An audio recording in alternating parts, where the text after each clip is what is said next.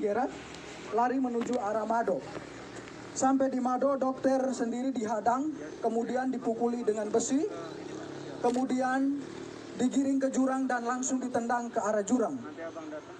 Pada pukul 9 lewat sekitar 11 menit, mereka bergerak lagi menuju ke barak yang kedua yang dipimpin langsung oleh saya sendiri sebagai ketua tim. Di situ kami ada 6 orang. Saya sendiri sebagai ketua tim, Paman Selo, Paman Emmanuel Abi, Paman Patra, Suster Christine, Suster Anti dan juga Suster Ella yang sudah menjadi almarhum. Pada saat itu juga mereka melakukan hal yang sama, menghancurkan kaca-kaca jendela dan juga memukul pintu-pintu, berusaha untuk masuk ke dalam untuk menyerang kami. Mereka juga menyiram bensin di sekitar barak medis dan juga mulai membakarnya. Saat pembakaran terjadi, yang ada di dalam puskesmas hanya tersisa saya, Paman Patra dan juga ketiga suster itu. Paman Eman saat itu berada di dalam puskesmas karena sedang buang air besar. Pada saat itu sedang terjadi pembakaran, saya sendiri meminta untuk ketiga teman putri saya atau suster untuk kami segera keluar dari dalam barak itu. Tetapi karena mereka perempuan tidak bisa mengantisipasi situasi, sehingga mereka memilih lebih tenang di dalam barak itu. Makin lama asap makin tebal, rumah sudah mulai barak sudah mulai terbakar, sehingga saya memilih untuk mengurung ketiga teman suster tadi bersama saya langsung di dalam kamar WC karena agak lebih aman. Sekitar pukul 9 lewat 20 menit sudah tidak bisa ditahan lagi karena memang rumah sudah plafon-plafon yang terbakar sudah mulai pada runtuh.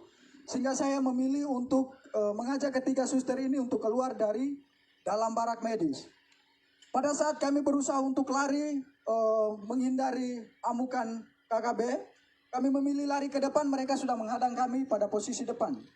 Kemudian saya berusaha merangkul ketiga suster menuju ke jurang, tetapi sampai di belakang jurang yang ada di belakang barak medis juga mereka sudah berada di situ dengan diperlengkapi senjata dan juga busur dan anak panah.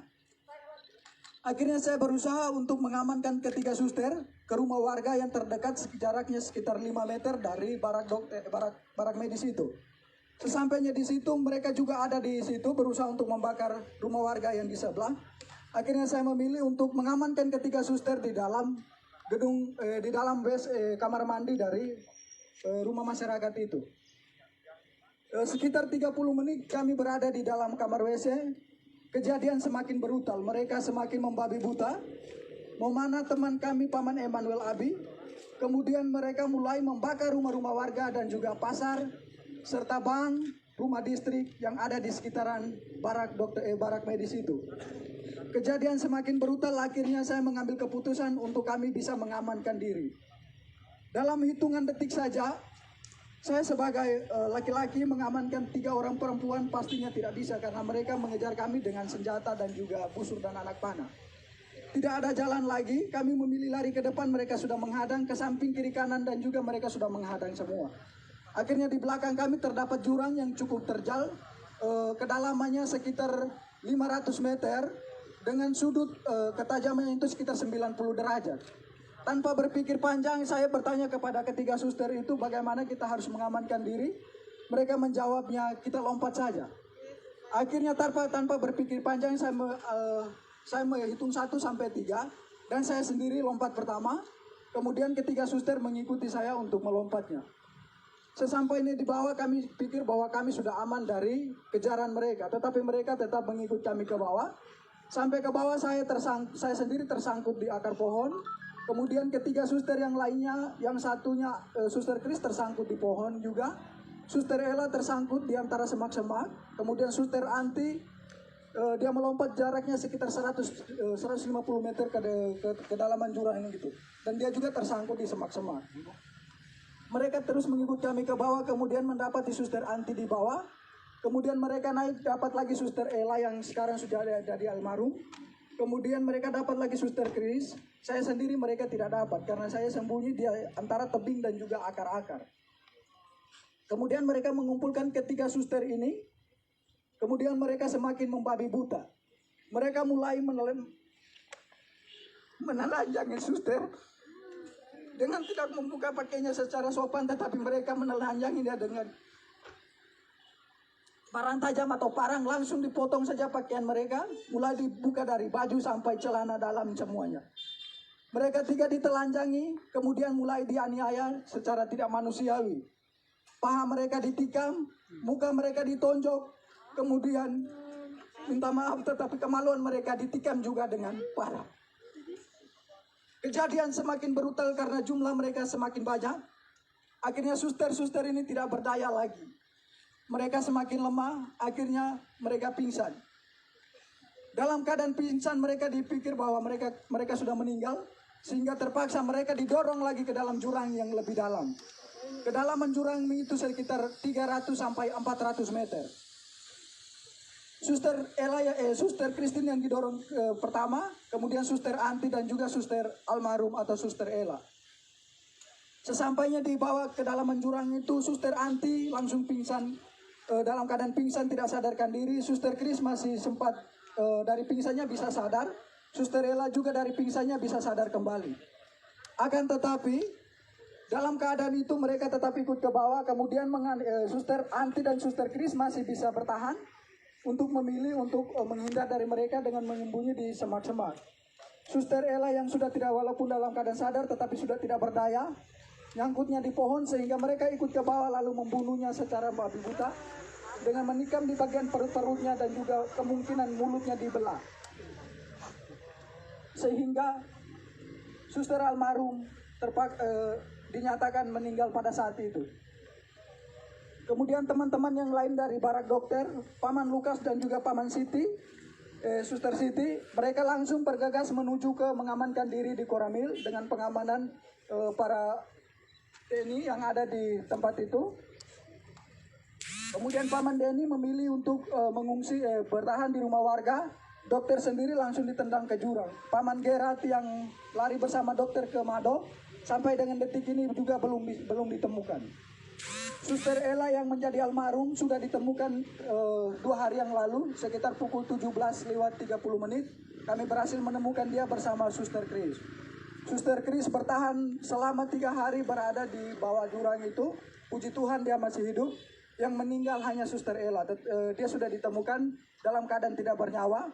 Mukanya sudah penuh pada belatung karena dibelah semua. Luka-lukanya sudah pada belatung semua. Dan kemungkinan ini hari ke-5, ke-6-nya. Sehingga mungkin almarhum tinggal tulang atau daging, sisa-sisa dagingnya saja. Kemudian Paman Lukas dan juga Pak Suster Siti langsung diamankan oleh pihak tentara yang ada di Koramil menuju ke pos Pamtas 403 yang ada di ketinggian atau yang di puncak. Kemudian Paman Denny juga dari rumah warga bergegas menuju ke Koramil mengamankan diri di pos Pamtas bersama dengan pihak dari Koramil juga. Dokter sendiri bertahan selama berada di jurang dari pukul 9 lewat sampai sekitar pukul 9 malam. Baru dokter dari jurang menuju ke arah pos Pamtas 403. Saya, Paman Eman, dan juga Paman Patra bersama Suster Anti dan juga Suster Chris masih tetap berada di dalam jurang. Pada pukul 5 sore saya sendiri berusaha, karena melihat situasi sudah aman, saya berusaha keluar dari semak-semak. Kemudian berlari menuju ke Koramil. Sesampainya di Koramil tidak ada petugas karena petugas semua sudah diarahkan ke pos Pamtas. Sehingga saya memilih mengamankan diri di salah satu rumah warga yang ada di sekitaran Koramil itu. Paman Patra tetap memilih dan juga Paman Eman tetap memilih bertahan di jurang bersama dua suster. Tetapi posisinya terpisah. Kemudian pada malam harinya Paman Eman yang terkena busur itu, dia memilih untuk naik pada sekitar pukul 10 malam. Kemudian dia berusaha tidur di bawah kolom rumah warga yang ada di sekitaran jurang itu. Paman Patra tetap bertahan. Kemudian pada pagi harinya sekitar pukul 6, Paman Eman bergegas menuju ke Koramil untuk meminta perlindungan. Begitu juga Paman Patra. Sehingga pada sekitar pukul 7 kami 3 bertemu di Koramil dalam keadaan selamat. Suster Anti dan Suster Kris masih tetap bertahan di jurang. Suster Anti keluar dari jurang sekitar pukul 10 malam dengan kondisi saat itu hujan deras. Dalam keadaan telanjang, dia dari jurang menuju ke Polsek Kiwirok. Sesampainya di Polsek Kiwirok tidak ada petugas karena memang petugas semua sudah pada ngungsi sudah pada diamankan ke pos Pamtas itu. Mereka bertugasnya di situ. Kemudian Suster Anti memilih untuk bertahan di pos, tetapi karena takut dengan situasi, dia berusaha keluar dari pos lalu kembali bersembunyi di semak-semak.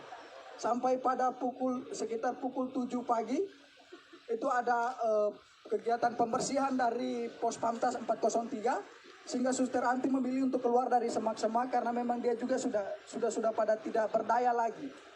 Menurut keterangan dari Suster Anti bahwa pada saat itu dia sudah pada siap untuk pasrah, untuk mati karena memang sudah tidak sama sekali tidak berdaya, tetapi dia berusaha merangkak pelan-pelan sampai ke pos polsek sehingga berteriak dan meminta pertolongan daripada pihak pos Pamtas. Istirahat dulu. Namanya siapa? Namanya?